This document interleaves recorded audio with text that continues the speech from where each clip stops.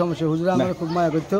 হ্যাঁ, আমি ওনার অনেক কিছু গোপনে রাখি, কিন্তু দেখা যায় দুই একটা ফাঁকা করলে আমার ক্ষতি হয়।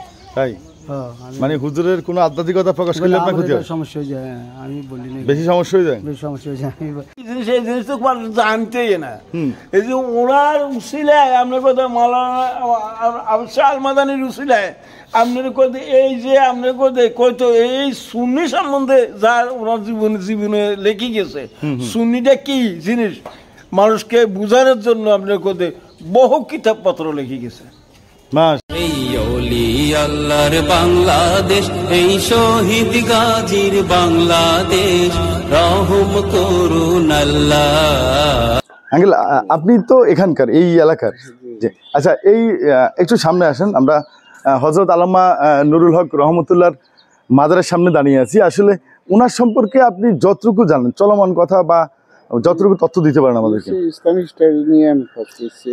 আচ্ছা আচ্ছা, পরে ওইখানেও একটা হাই স্কুলে টিচারি করছে। বাপের অনুরোধে বাপের স্কুলে চলে গেছে। এই স্কুলে বহুদিন যাবত উনি হেডমাস্টার ছিল।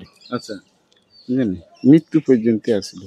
আচ্ছা, এরপরে উনি এই মসজিদে থাকি আবাদত করতে ইয়ে করতে মুসলারে এইখানে দাফন কাম করে। আচ্ছা, তো উনি যে আউলিয়া হয়েছেন বা বুজুর্গ লোক হয়েছেন, এটা আপনারা বুঝছেন কিভাবে? উনি তো সুন্নি সম্মেলন করতো এখানে। বাংলাদেশের প্রায় 150 প্রথম শ্রেণীর আলেম এখানে আসতো ওনার কাছে। আর ওনার কিতাব মানে ওয়ারক বাজার যে বাৎসরিক যে সুন্নি সম্মেলন হয়, এটা কি ওনার মাধ্যমে শুরু হয়েছে? হ্যাঁ, উনি শুরু করছে। আর উনি অবশ্য হুজুরের প্রথম খলিফা। ও আচ্ছা আচ্ছা, অবশ্য হুজুরের খলিফা। জি, চিনছেন তো অবশ্য। হ্যাঁ হ্যাঁ হ্যাঁ, ওনার প্রথম খলিফা। ওনার মানে ওনার এবাদত তো ঠিক আছে, ওনার এমন কোনো সিমটম আধ্যাত্মিকতা এটা তো চোখে পড়ছে অবশ্যই, আমরা একটু জানতে চাচ্ছিলাম। আসলে এরকম আমার জানা নাই, তবে ওনার কিতাবগুলা খুবই ইসলামিক। অসংখ্য কিতাব আছে ওনার, না? আচ্ছা, ধন্যবাদ, মাশাআল্লাহ। আচ্ছা, আর ওনার জীবনে কোনো লোভ লালসা কিছু ছিল না। আচ্ছা আচ্ছা আচ্ছা। আর চলাফেরায় ধরেন ওই বাড়ির থেকে রওনা দিলে যারা বিড়ি সিগারেট খাইতো সব বন্ধ করে দিত এরকম, বা যারা যদি একটু ক্যারাম বোর্ড খেলতো এরা দেখতাম সরে যেত। আচ্ছা, এর ইয়ে আছে। ও বাড়ি কোথায় ওনার? বাড়ি কোথায় ওনার? মানে পুরানা বাড়ি হয়েছে এটা। মানে এটা মানে কোথায় আমরা একটু শুনতে চাচ্ছি। কুয়ারক এই যে মানে ওয়ারক, ওনার গ্রামের বাড়ি ওয়ারক। কিন্তু ওনারা বাড়ি পেয়েছে ওই স্কুলের সাথে। মানে ওটা কোন জায়গায়? স্কুলের সাথে ওই যে পাশে। ও বুঝতে পারছি দর্শক, উনি আমার কথা বুঝতেছে না। মানে ওনার বাড়িটা হইলো ওয়ারক, আর ওনার বাড়ি ওয়ারক বাজারের মধ্যে। আমরা দাঁড়িয়েছি ওয়ারক বাজারের মধ্যে। তো উনি আবার বাড়ি করছে এখান থেকে সরে ওয়ারক রহমানিয়া উচ্চ বিদ্যালয়, ওয়ারক মানে হাই স্কুল যেটাকে বলা হয়, হাই স্কুলের পাশে উনি বাড়ি করছে। ওনার বাপের নামে হাই স্কুল। দর্শক, আমরা কিন্তু দাঁড়িয়ে আছি চাঁদপুর জেলায় শাহরাস্তির ওয়ারক বাজারে।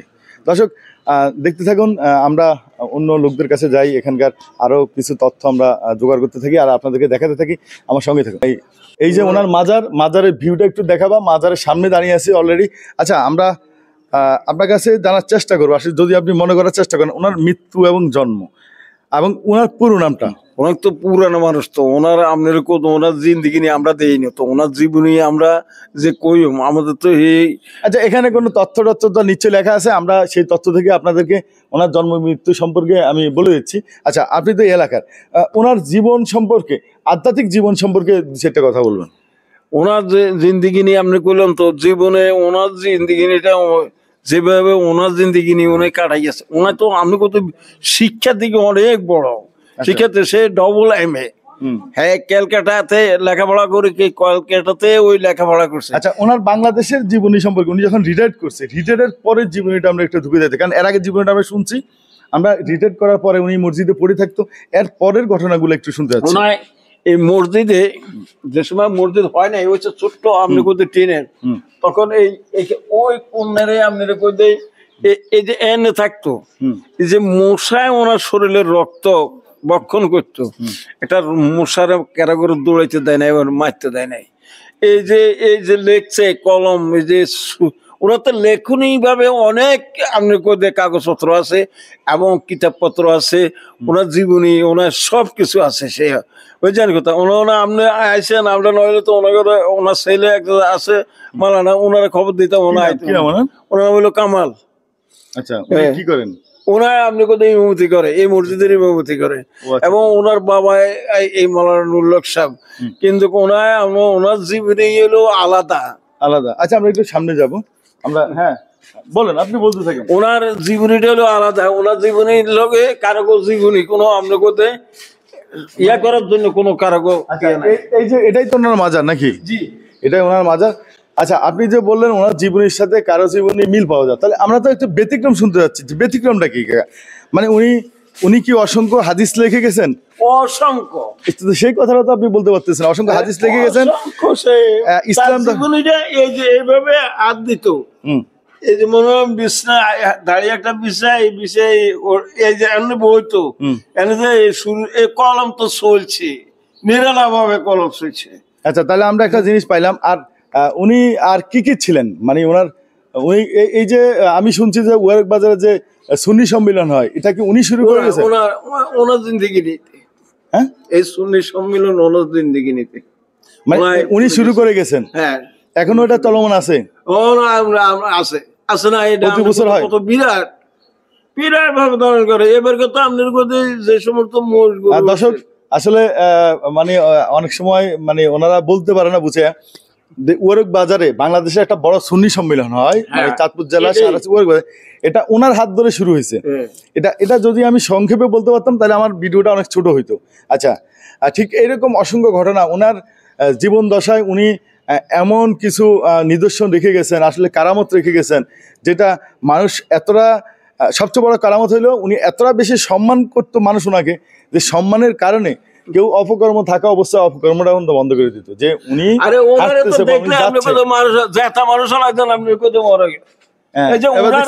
মানে ওনারা বুঝাই বলতে পারতেছে না বিদায় আপনাদেরকে আমি, কারণ আমি জানি অনেক ভাই ভাইরা আমাকে বলছে বিচ্ছিন্ন ভাবে, আমি সেগুলো গুছিয়ে আপনাদেরকে বলতেছি। দর্শক, আমি আরেকটা কন্টেন্ট বানাবো, আসলে আজকে এই জন্য চলে যাচ্ছি।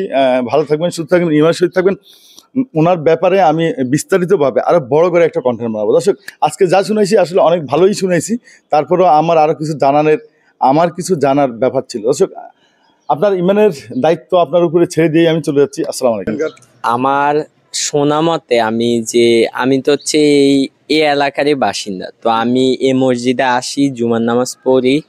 মাজার অলিউল্লাহ উনি যেখানে যে বাড়ি তৈরি করছে, যে ওই দিকে আছে, মানে ওয়ারুক রহমানের হাই স্কুল অনেকে দেখলে চিনবেন, তো ওই হাই স্কুলের ঠিক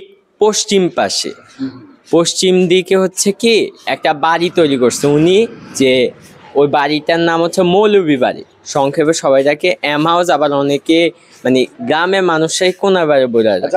তো আমার শোনা মতে উনি যেখানে যাইতো ওইখানে মানুষরা ওনাকে এত ভয় পাইতো যে তারা ওনাকে দেখলে ওনা থেকে অনেক দূরে থাকতো। যারা হারাম কাজ করতে থাকতো তারা হারাম কাজ থেকে বিরত সরে যেত। কেউ সিগারেট খাইতো না, এমনকি তারা তাকে দেখলে যে তার জি। ধন্যবাদ।